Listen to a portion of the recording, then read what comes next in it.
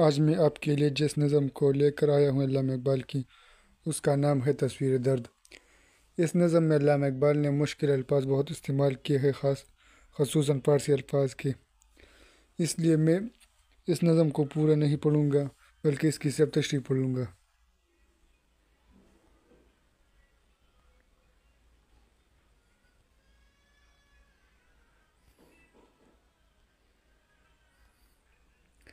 آپ اس ویڈیو کو سٹاپ کر کے اس نظم کو پڑھ سکتے ہیں پورا۔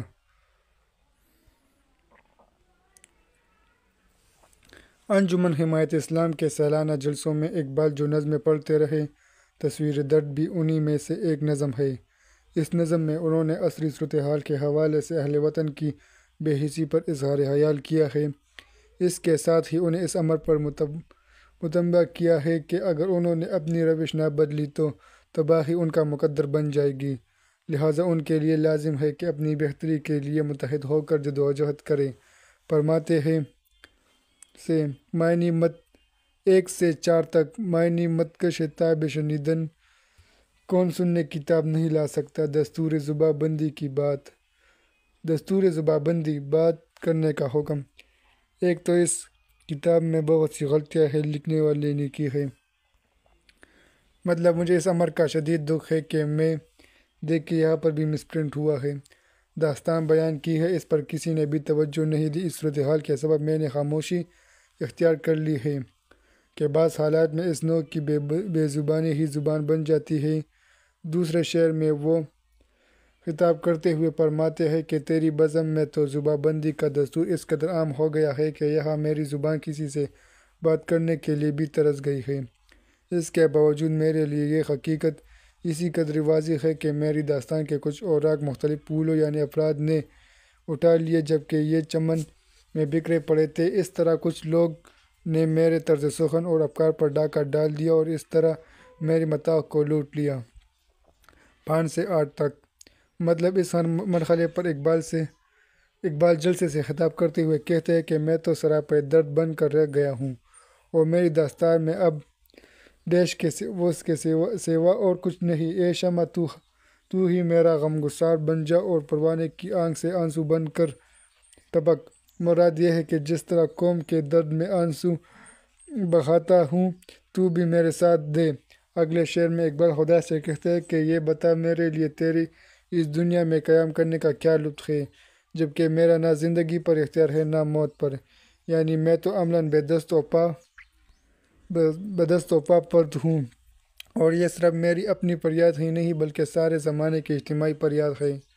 میں تو ایک ایسے پھول کے مانند ہوں جو پورے چمن کی خزاں اور بربادی کو اپنی خزاں تصور کرتا ہے۔ اس حسرت اور مایوسی کی دنیا میں میری ذات تو ایک انتباہ کرنے والی گھنٹی کی طرح ہے، اس لیے کہ جب تڑپتا ہوں تو اس کا اظہار بھی پورے جوش و خروش کے ساتھ اپنے اشعار میں کرتا ہوں، لیکن افسوس یہ ہے کہ انتباہ کے باوجود میری آوازاری پر کوئی کان نہیں دھرتا۔ 9 سے 16 تک، معنی حرف زیر لب، آہستہ بات جو سنائی نہ دے سکے، شرمندہ گوش سماعت جو بات کان تک نہ پہنچے۔ سیر عرصہ ہستی زندگی کو کہتے ہیں، زندگی کے میدان کی سیر۔ صحبا شراب، مطلب میں تو باغ دنیا میں ایک ایسی شخصیت ہوں جو مسرت اور خوشی سے یکسر محروم ہے۔ میں تو ان لوگوں میں سے ہوں جن پر مسرت اور خوشی بھی آنسو بہاتی ہے۔ میری تقدیر تو اس قدر بگڑ چکی ہے جس کی کیفیت کا اظہار بھی انتہائی المگیز ہے۔ میری آواز تو ہونٹوں تک محدود ہو کر رہ جاتی ہے اور ہر کوئی اس کیفیت کا اظہار بھی اور ہر کوئی اس کو سننے سے قاصر ہے۔ میں بظاہر ایک مشتہا کی مانند ہوں، جبکہ آج تک مجھ پر اس امر کا انکشاف نہیں ہو سکا کہ نصب دنیا کو پتہ کرنے والے سکندر کی مانند ہوں، یا جمشید کا وہ پیالہ جس میں وہ ساری دنیا کے مناظر دیکھ لیتا تھا، یا پھر غبار کے مانند بے حقیقت شے ہوں۔ مراد یہ کہ اس دار پانی میں اپنے وجود کو برقرار رکھنے کے باوجود خود کو شناخت نہیں کر سکا۔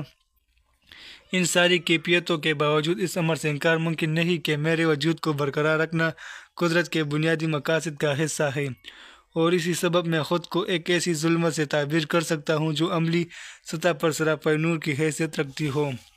دراصل میں تو ایک ایسے خزانے کی طرح ہوں جو کسی صحرا کی خاک میں چھپا ہوا ہو۔ یہی وجہ ہے کہ اب تک کسی کو یہ معلوم نہیں ہو سکا کہ میری حقیقت کیا ہے اور میں کس کی متاع ہوں۔ ایسی صورت میں مجھ سے کون استفادہ کر سکے گا؟ میری نظم کو کیا عرض پڑی ہے کہ زندگی کے ساتھ پوری کائنات پر نظر رکھے ہے، جبکہ میری ذات تو بذات خود ایک چھوٹی سی دنیا کے مانند ہے، اور یہ چھوٹی سی دنیا میری اپنی سلطنت کی طرح سے ہے۔ اقبال کہتے ہیں کہ میں نہ تو شراب ہوں، نہ ساقی، نہ ہی مستی اور نہ ہی پیمانہ ہوں۔ اس کے برعکس زندگی کا جو میں خانہ ہے، اس میں موجود ہر چیز کی حقیقت کا مظہر ہوں۔ مراد یہ کہ اس پورے نظام کائنات میں باری تعالیٰ نے انسان کو خود کو مختار کل بنا کر بھیجا ہے۔ اس کے بغیر تو زندگی نامکمل اور ناکارہ شے ہے۔ میرا دل تو ایک ایسے آئینے کی مانند ہے جس میں دونوں جہانوں کے راز سربستہ واضح طور پر نظر آتے ہیں۔ یہی سبب ہے کہ میں اپنی اشعار میں ان حقائق کو سامنے لاتا ہوں جو عملی سطح پر میرے مشاہدے میں آتے ہیں۔ 17 سے 20 معنی جنون فتنہ سامان و جنون جو فتنہ اٹھائے، رزم آرائی یا لڑائیوں کے لیے سپے باندھنا۔ مطلب اقبال کہتے ہیں کہ جو لوگ بڑے رنگین بیان تھے، فطرت نے مجھے ان سب میں سے اعلیٰ حدود ایسی طرزِ بیاں عطا کی ہے کہ آسمانوں پر جو شیلخان فرشتے ہیں وہ بھی میرے ہم نوا بن گئے ہیں۔ مجھ میں جو عشق کا جذبہ موجود ہے، اس کے سبب میں اپنی شعری تخلیقات میں قضا و قدر کے تمام سربستہ راز پیش کرنے کی اہلیت رکھتا ہوں۔ اس شعر میں اقبال اپنے عہد کے ہندوستان کا نقشہ کھینچتے ہوئے بڑے افسردہ لہجے میں کہتے ہیں کہ تیری افسوسناک صورتحال پر میرا دل خون کے آنسو روتا ہے، اس لیے کہ دنیا کے دوسرے افسانوں میں تیرا افسانہ سب سے زیادہ عبرت انگیز دکھائی دیتا ہے۔ تیری حالت پر میں جو افسردہ ہوں تو یوں لگتا ہے کہ قدرت نے میرا نام تیرے نوحہ خوانوں میں شامل کر دیا ہے۔ 21 سے 24 تک مطلب یہ اقبال بڑے دکھ کے ساتھ پھول توڑنے والے یعنی دشمن سے مخاطب کرتے ہوئے کہتے ہیں کہ جب باغ کے مالی اور رکھوالے ہی آپس میں دست و گریباں ہو تو اس باغ کو برباد کرنے کے عمل میں تجھے کون سی کباحت محسوس ہوگی؟ یوں بھی آسمان نے اپنے دامن میں بجلیاں چھپا کر رکھی ہے۔ اس صورت میں اہل چمن کو انہوں نے انتباہ کیا ہے کہ اس مرحلے پر اگر تم نے غفلت سے کام لیا تو نتیجہ بربادی کے سوا اور کچھ نہ ہوگا۔ میری آواز کو غور سے سنو کہ یہ ایسی چیز ہے جس کو غیر وظیفہ جان کر سنتے ہیں۔ مراد یہ ہے کہ دوسرے تو میری بات کا بے حد احترام کرتے ہیں، جبکہ تم اہل وطن اس سے غفلت برت رہے ہو۔ اے میرے وطن، اے میرے عزیز، تم کتنا نادان ہو کہ اپنے وطن کے تحفظ کا خیال نہیں کرتا، جبکہ آسمانوں پر تیری بربادیوں کے مشورے جاری ہیں۔ 25 سے 29 معنی اسلوب فطرت قدرت کا دستور خویدہ ظاہر مشتاق مٹھی برخاک شغل سینہ کاوی تڑپنے میں مشغول۔ مطلب ذرا اس منظر کا جائزہ لے کہ اب تک یہاں کیا ہو چکا ہے اور آئندہ کیا ہونے والا ہے، لیکن مشکل یہ ہے کہ تو ماضی کی داستانوں میں گرا ہوا ہے، حالانکہ عصر نو میں ان داستانوں کی اہمیت ہی ختم ہو چکی ہے۔ بتا کہ تو اس طرح کب تک خاموش رہے گا؟ اپنی آواز اس طرح بلند کر کہ تیری صدا زمین سے آسمان تک رسائی حاصل کرے۔ زیر تشریح اشعار میں اقبال اہل ہند سے مخاطب ہو کر کہتے ہیں کہ میرے انتباہ کے باوجود اب بھی تم بیدار نہ ہوئے اور اپنے معاملات کو نمٹانے کے لیے جدوجہد کا آغاز نہ کیا، تو جان لو کہ ماضی اور حال سے متعلق داستانوں میں تمہاری داستان کا ذکر تک نہ ہوگا کہ قدرت کا نظام بھی یہی ہے اور فطرت کے اصول بھی اسی طرح کے ہے۔ جو راہ عمل پر گامزن رہتا ہے خدا اسے ہی محبوب رکھتا ہے۔ 29 سے 32 تک معنی مثال نقش پا پاؤں کے نشان کی طرح یعنی پست دل بستہ محفل کا شیدائی سپند آسا ہرمل کے دانے کی طرح چلیپا سلیب۔ مطلب ان اشعار میں اقبال انتہائی رنج و عالم مگر جوش اور جذبے کے ساتھ اعلان کرتے ہیں کہ آج اپنے چھپے ہوئے زخموں کو نمایاں ہی کر کے چھوڑوں گا۔ میرے آنکھوں سے لہو بہے گا جو پورے باغ و وطن میں پھیل جائے گا۔ میرے دل میں جو درد چھپا ہے اس کی آنچ ہر دل کی شمع کو روشن کر دوں گا، اور اسی شمع سے میں اسی وطن اسی شمع سے میں اے وطن تیری تاریک راتوں کو جگمگا دوں گا۔ میں تو اپنی جان بھی قربان کرنے کے لیے آمادہ ہوں، بشرط یہ کہ تیرے باسیوں کے سینوں میں دل درد آشنا پیدا ہو جائے۔ میرے اہل وطن نفاق اور نفرت کی آگ میں جل رہے ہیں۔ میں اس حقیقت سے پوری طرح سے آگاہ ہوں، تاہم خود پر اتنا اعتماد بھی ہے کہ اگر یہ کام مشکل ہے تو اس کو آسان بھی کر دوں گا۔ 33 سے 35 تک معنی مطلق تا پوری طرح آزاد، بو الحوض ہوس میں الجھا ہوا ریاض باغ۔ مطلب اے میرے ہم نشین، مجھے اپنے سینے کو کچلنے کے عمل میں ہی مصروف رہنے دے کہ اس طرح میں ان داغوں کو نمایاں کرنا چاہتا ہوں جو پیلوا کی محبت کے داغ ہیں۔ میری نگاہ حقیقت بھی میں نے ابھی تک جو منظر دیکھے ہیں ساری دنیا کو ان کا نظارہ قرار دوں گا تاکہ وہ نفاق اور نفرتوں کو چھوڑ کر اتحاد اور یگانگت سے بہرور ہو سکے۔ میں نے فیصلہ کر لیا ہے کہ تمام احساسات اپنی تخلیقات کے ذریعے لوگوں تک پہنچا دوں گا۔ مجھے اس امر پر مکمل اعتماد ہے کہ جب تک میرے مشاہدات، تجربات اور احساسات سے واقف ہوں گے تو دم بخود ہو کر رہ جائیں گے۔ اس بند کے آخری شعر میں اقبال یوں گویا ہوتے ہیں کہ صرف میں ہی نہیں بلکہ ہر نگاہ حقیقت بھی کی ان مناظر تک رسائی ہو جاتی ہے جو ابھی تک پردوں میں چھپے ہوئے ہیں۔ یہی نہیں بلکہ ایسی حقیقت شناس نظریں اپنے حد کے تقاضوں کو بھی پوری طرح جان لیتی ہے۔ 36 سے 40 معنی آزاد احسان رپوں، زخم سلوانے کا احسان نہ لینا، امتیاز ماں اور تو ایک دوسرے میں فرق، استغانہ بے پرواہی۔ مطلب اس پورے بند میں اقبال اس عالم میں بے عمل سے براہ راست مخاطب ہے جو مذہب کا اجارہ دار بنا ہوا ہے۔ بعض شارحین نے زیر تشریح اشعار کو وطن کے حوالے سے دیکھا ہے لیکن ایسا نہیں ہے۔ ان کا مخاطب مذہب کا اجارہ دار وہ برحور تسلط ملا ہی ہے جس نے معمولی اختلافات کو ہوا دے کر دلوں میں نفرتوں کے بیج بو دیے ہیں۔ فرماتے ہیں کہ تو نے کسی مرحلے پر بھی دست وسط قلبی کا مظاہرہ نہیں کیا، نہ ہی تیری نگاہوں میں وہ رفعت پیدا ہوئی جو فرد کو فرشتے سے بھی افضل بنا دیتی ہے۔ اس کے برعکس تو نے تمام عمر نفاق اور نفرت کی پستیوں میں گزار دی، ہرچند کہ تیرے دم سے محفلوں میں دل بستگی کا سامان تو پیدا ہوا، لیکن تو اس قدر داخلیت پسند تھا کہ یہ بھی نہ دیکھ سکا کہ محفلوں سے باہر بھی تو بہت کچھ ہے۔ تو دوسروں کی خوبصورتیوں اور اداؤں پر قربان تو ہوتا رہا لیکن تیرے اندر اگر کوئی خوبصورتی چھپی ہوئی تھی اس کی جانب کوئی توجہ نہ کی۔ خدا کے اپنے متعصبانہ نقطہ نظر سے گریز کر کے تو جن چیزوں کو برا سمجھ رہا ہے وہ تو اس دنیا کی زندہ حقیقت ہے۔ وطن اور اہل وطن پر جو ظلم و ستم ہو رہے ہیں ان کے خلاف جو تجھے سراپا احتجاج بن جانا چاہیے تھا، لیکن تو نے اس صورتحال کے خلاف اپنی زبان اس طرح بند کر رکھی ہے جیسے کچھ ہوا ہی نہیں۔ مراد یہ ہے کہ غیر ضروری اور نفاق انگیز باتوں پر تو چیخ اٹھتا ہے لیکن جن باتوں پر احتجاج کرنا چاہیے ان پر اپنی زبان بند رکھتا ہے اور احتجاج کی جرات نہیں کرتا۔ 41 سے 45 معنی بخت ہفتہ، سوئی ہوئی قسمت، دشت غربت، بے وطنی کا صحرا۔ مطلب اگر دل و ضمیر صاف ہو تو ان کے بارے میں کسی قسم کی رنگ آمیزی کی ضرورت نہیں ہوتی، لیکن تو نے تو اے عالم بے عمل آئینے کی شفاف سطح پر بھی مہندی لگا کر اسے رنگنے کی کوشش کی ہے۔ تو اس قدر کج ہے کہ زمین ہی نہیں بلکہ آسمان بھی تیرے اس رویے کے خلاف مضطرب اور مضمحل ہے کہ تو نے تو قرآن کی آیات کو بھی اپنے زیر مفاد غلط معنی پہنا دیے ہیں۔ اپنی زبان سے تو خدا کی وحدانیت کا دعویٰ کرتا ہے لیکن عملی سطح پر اپنے مفاد کے تئیں کئی بت پال رکھے ہیں۔ اے عالم باعمل، تو نے حضرت یوسف علیہ السلام کی حقیقت بیان کرتے ہوئے حدود و قیود سے آزاد چیزوں کو حدود و قیود کا پابند بنا کر رکھ دیا ہے۔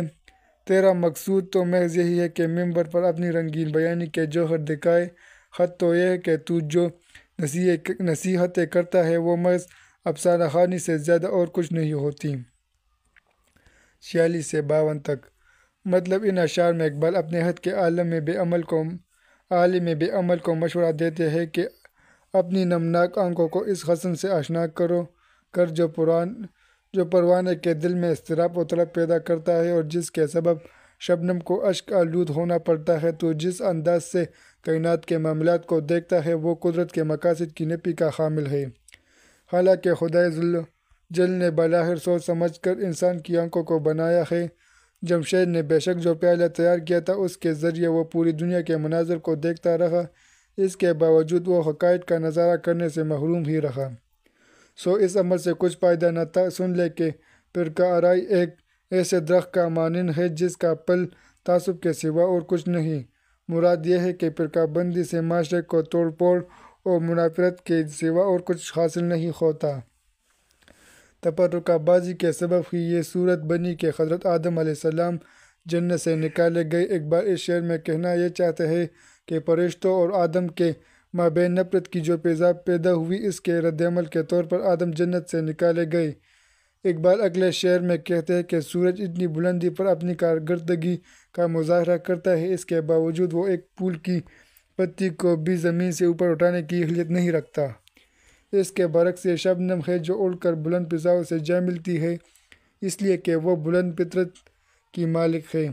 مزید یہ کہ اہل محبت کو اپنے زخم بننے کی قطعی پرواہ نہیں ہوتی کہ یہ لوگ تو خود ہی اپنے زخموں کے لیے مرہم پیدا کر لیتے ہیں، ان کو کسی بھی دوسرے معالج اور دوا کی حاجت نہیں ہوا کرتی۔ یہ محبت کا شعلہ ہی ہے جو عملی سطح پر نور مطلق ہی کی حیثیت رکھتا ہے۔ محبت ہے جو ایک معمولی بیج کے طور پر اس امر کی اہل ہے جو طور کے باغات کی تخلیق کرے۔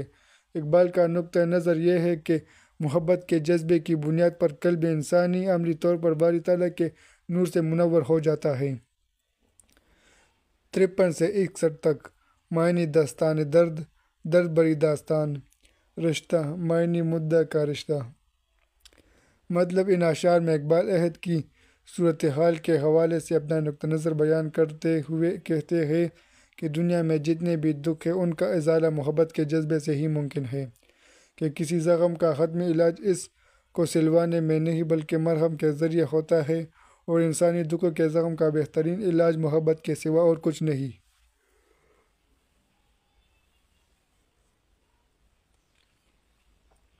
میری تخیل کی پرواز جو آسمانوں تک ہے، اس کی وجہ یہ ہے کہ میں نے پھولوں کی ماہیت سے کچھ نتائج اخذ کیے ہیں۔ بے شک پھولوں کا رنگ تو کسی نہ کسی مرحلے پر اڑ جاتا ہے، تاہم ان میں جو خوشبو ہوتی ہے وہ فضاؤں کو اکثر و بیشتر معطر کرتی رہتی ہے۔